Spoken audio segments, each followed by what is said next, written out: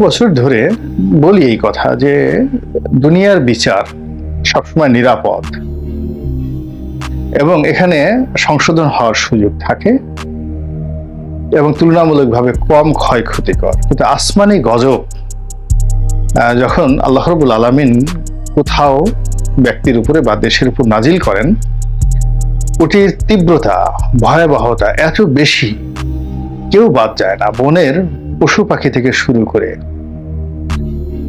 পুরো জমিন, পুরো প্রকৃতি এবং পরিবেশ তছনছ হয়ে যায়। সেটা ঝড় বলেন, বন্যা বলেন, ভূমিকম্প বলেন, যা কিছু বলেন, রাজনৈতিক বিপর্যয় বলেন। তো এখন এই যে শেখ হাসিনার উপর যে খোদাই গজব নাজিল হয়ে গেল, তার ফলে কি হলো দেখুন, কেবলমাত্র আওয়ামী লীগের লোক যে ক্ষতিগ্রস্ত হয়েছে তা নয়, সাধারণ মানুষের জীবন এখন দুর্বিষহ হয়ে পড়েছে। বিএনপি ক্ষতিগ্রস্ত হয়েছে, জামাত ক্ষতিগ্রস্ত হয়েছে, এমনকি ডক্টর মোহাম্মদ ইউনূস সাহেব এবং তার যারা সঙ্গী সাথী আছেন তারাও ক্ষতিগ্রস্ত হয়েছেন। কতটা ক্ষতিগ্রস্ত হয়েছেন আর সময় আসলেই আমরা সবাই দেখতে পাবো। আমরা সবাই ক্ষতিগ্রস্ত হয়েছি। তো যার জন্য আসলে প্রত্যেকটা মানুষেরই আল্লাহর কাছে পানাহ চাওয়া উচিত যে আল্লাহ, তুমি এই দুনিয়ার মধ্যেই মানুষ দ্বারা মানুষের সংশোধনের ব্যবস্থা করে দাও। তুমি তোমার যে ঐশী শক্তি, সে ঐশী শক্তি দিয়ে যখন কোনো পরিবর্তন ঘটাও, কাউকে পুরস্কার দাও বা কাউকে তিরস্কার করো, এটিও বহন করতে পারে না। পরিশ্রম লব্ধ জিনিস একটা মানুষ সহজে যেভাবে হ্যান্ডেল করতে পারে, আসমান থেকে যদি হঠাৎ করে এক বস্তা স্বর্ণ কোনো কৃষকের সামনে পড়ে, কোনো অযোগ্য লোকের সামনে যদি রাজসিংহাসন এসে যায়, তাহলে সেটা কত বড় বিপদ এবং বিপত্তি হয়ে পড়ে, সেটি এই পৃথিবীতে আমরা দেখেছি, বহুবার দেখেছি। তো যা হোক, যেটা বলছিলাম যে শেখ হাসিনার কেন পতন হলো, কিভাবে পতন হলো, এগুলি নিয়ে অনেক কথা বলা যাবে, অনেক মহাকাব্য রচিত হবে। তো তার মধ্যে আমি আজকের এই ভিডিওতে তার যে আঞ্চলিকতা, গোপালগঞ্জ প্রীতি, এই গোপালগঞ্জ প্রীতির যে 7টি কারণ, 7 রিজন, এর ফলে তার পতনটা কিভাবে হয়েছে, এটা ধারাবাহিকভাবে বর্ণনা করব। প্রথম, তার যে গোপালী পচা শামুক, যেটাকে আমি বলছি গোপালী পচা শামুক বলতে আমি যেটা বোঝাচ্ছি যে গোপালগঞ্জের অনেক অনেক বিষয়গুলো তিনি সামনে নিয়ে এসেছেন, যেগুলো জীবন্ত শামুক নয়, রীতিমতো মৃত শামুক, পচা শামুক, অনুল্লেখ্য, এই জিনিসগুলোকে তিনি সামনে নিয়ে এসেছেন। এর প্রথম হলো তার অযোগ্য আত্মীয় স্বজন, বন্ধু বান্ধব, শুভানুধ্যায়ী, যাদের বাড়ি গোপালগঞ্জ বা গোপালগঞ্জের সঙ্গে যাদের আত্মীয়তার বন্ধন রয়েছে,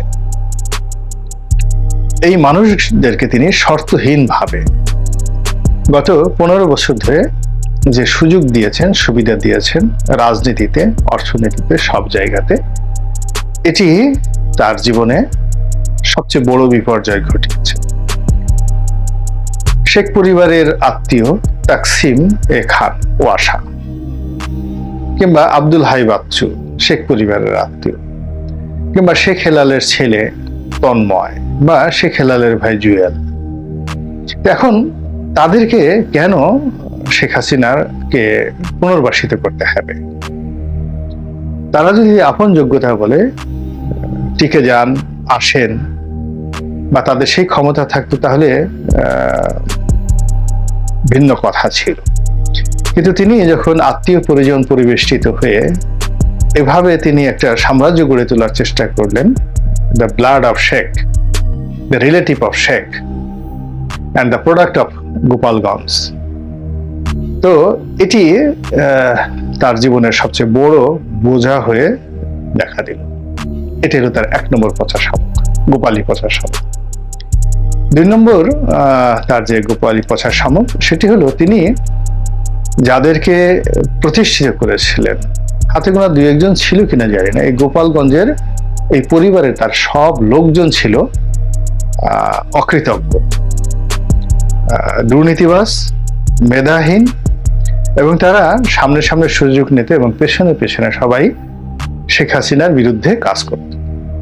দলের জন্য, শেখ হাসিনার জন্য গোপালগঞ্জের জন্য তারা উল্লেখযোগ্য কোনো কর্মকাণ্ড করেছেন এটা আমি দেখিনি।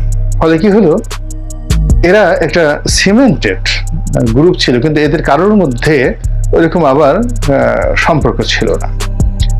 শেখ হেলালের সঙ্গে শেখ সেলিমের সম্পর্ক ভালো ছিল না, আবার শেখ সেলিমের সঙ্গে অন্য যারা আছেন গোপালগঞ্জ এর যারা শেখ হাসিনা পন্থী, তাদের আবার সম্পর্ক ভালো ছিল। শেখ হাসিনার সঙ্গে শেখ সেলিমেরও সম্পর্ক ভালো ছিল না। শেখ হেলালকে তিনি একসময় খুব স্নেহ করতেন, শেষের দিকে তিনি সেই স্নেহটাও তাকে করতেন না। তবে তন্ময়কে তিনি খুব ভালোবাসতেন, নিক্সন চৌধুরীকে তিনি দু চোখে দেখতে পারতেন। তো এইভাবে শেখ পরিবারের যে লোকজনকে তিনি সুযোগ দিয়েছিলেন, সুবিধা দিয়েছিলেন, তাদের সঙ্গে তাদের কারোরই পারস্পরিক সম্পর্ক ভালো ছিল না। ভালো না থাকার কারণে সেখান থেকে যে একটা ফ্রাস্ট্রেশন তার মধ্যে কাজ করতো, এই ফ্রাস্ট্রেশনটা তাকে কিন্তু আহত করেছে, বেদনা আহত করেছে যে আমি এত কিছু করলাম, কিন্তু এরা কৃতজ্ঞতা প্রকাশ করে না এবং সামনে এসে ওইভাবে আমার কোনো কর্মকাণ্ডে সাহায্য সহযোগিতা করে না। তো এই গেল তার গোপালী 2 নম্বর পছার শামুক। 3 নম্বর গোপালী পছার শামুক হলো যে তিনি গোপালগঞ্জে বাড়ি এরকম অপদার্থ,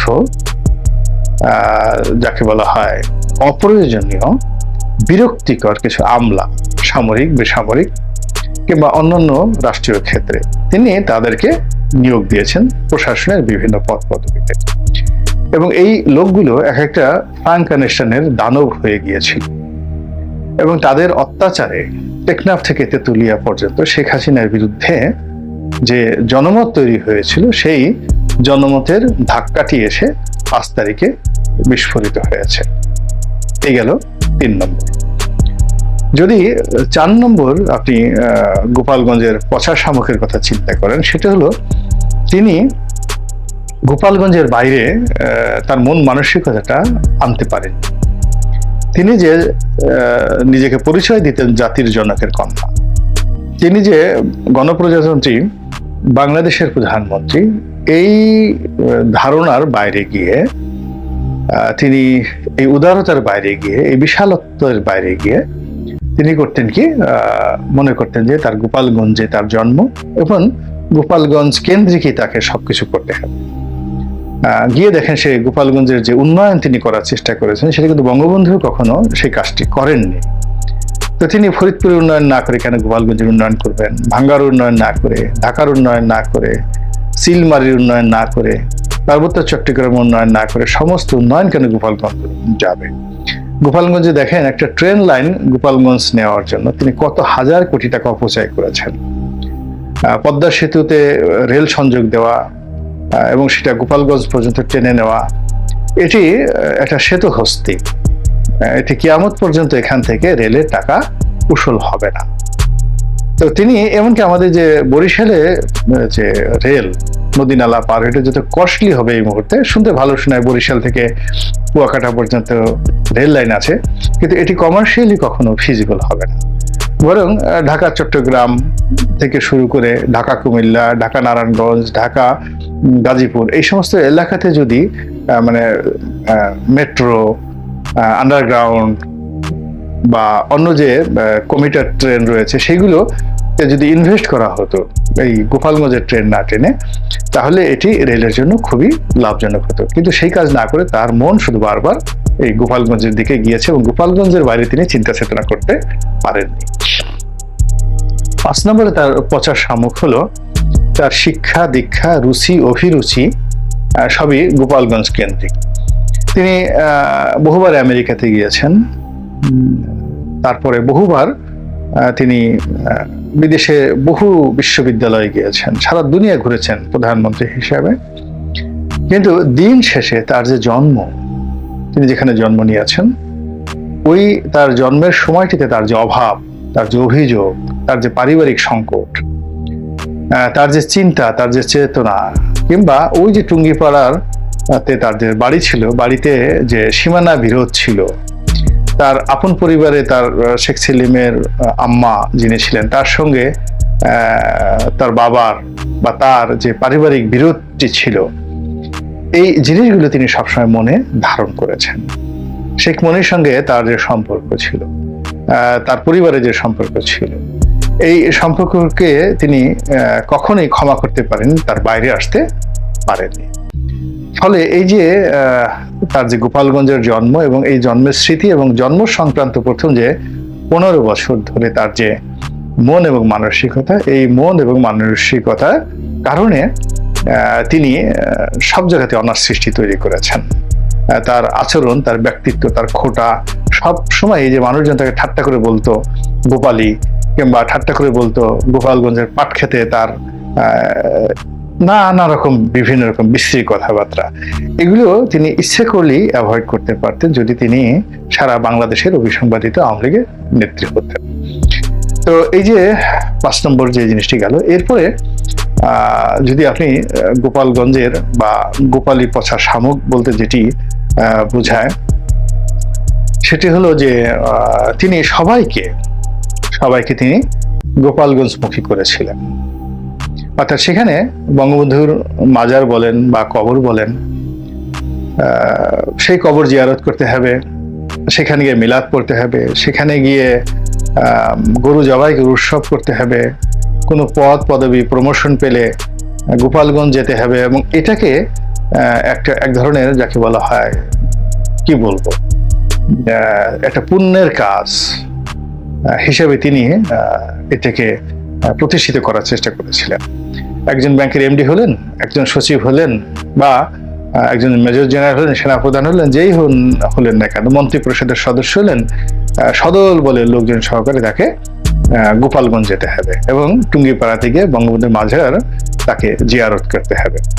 তো এই কাজগুলো দৃষ্টিকটু হয়ে পড়েছিল অনেকের কাছে, যেটি উনি কল্পনা করেন কিনা বা উনি বুঝতে পারেন কিনা, এই কথাগুলো শুধুমাত্র আমি যে বলছি তার জন্য নয়, আগামী দিনে যারা আওয়ামী লীগ করবেন তাদের জন্য, আর যারা আওয়ামী লীগের সাবস্টিটিউট হবেন তারা যদি ভবিষ্যতে আবার ঠিক শেখ হাসিনার যে ভুল এবং ভ্রান্তিগুলো রয়েছে, সেই ভুল এবং ভ্রান্তিগুলোকে তারা যদি অনুসরণ করে, তাহলে শেখ হাসিনার পরিণতি তাদেরকে ভোগ করতে হবে। এবং সবার শেষে যেটা গোপালগঞ্জের যে পচা শামুক, সেই পচা শামুকের সর্বশেষটি হলো যে তিনি তার যে ভবিষ্যৎ চিন্তা, সেই ঢাকা রাজধানী থেকে শুরু করে সমস্ত গুরুত্বপূর্ণ বিষয়গুলো তিনি পদ্মার ওপারে নিয়ে যেতে চেয়েছিলেন, গোপালগঞ্জ কেন্দ্রিক করতে চেয়েছিলেন। এমনকি এয়ারপোর্ট, অর্থাৎ পদ্মার ওপারে তিনি এয়ারপোর্ট করার জন্য তার মাস্টার প্ল্যান ছিল। এমনকি যদি পদ্মার ওপারে টঙ্গিপাড়াতে তিনি বাংলাদেশের রাজধানী নিয়ে যেতেন, এটাও কিন্তু অস্বাভাবিক কোনো বিষয় ছিল না। এবং তিনি পুরো গোপালগঞ্জকে একটি পুণ্যভূমি, একটি বরকতময় এলাকা হিসেবে প্রতিষ্ঠিত করার জন্য তিনি এই কথাটা বলেননি, কিন্তু যদি তার সেই 2041 সনের যে ভিশনটা ছিল, এই সময়টি পর্যন্ত তিনি ক্ষমতায় থাকতেন, তাহলে এই সেক্রেটারিয়েট, সচিবালয়, অনেক কিছুই আপনি পদ্মার ওপারে শিবচর, ভাঙ্গা, ফরিদপুর এই সমস্ত এলাকাতে দেখতে পেতেন। এবং এই যে তার যে এই চিন্তার কারণেই তার অনেক বিনাশ সাধন হয়েছে। তার ব্যক্তিত্বের রাজসিকতা লোপ পেয়েছে, তার চিন্তা এবং চেতনার উদারতা সংকীর্ণতায় পৌঁছে গিয়েছে, এবং তার যে আন্তর্জাতিকতা, যাকে বলে ইউনিভার্সাল পার্সোনালিটি যেটা থাকবে, এটি একেবারে টুঙ্গিপাড়ার সেই গ্রামে গিয়ে পৌঁছে গিয়েছে।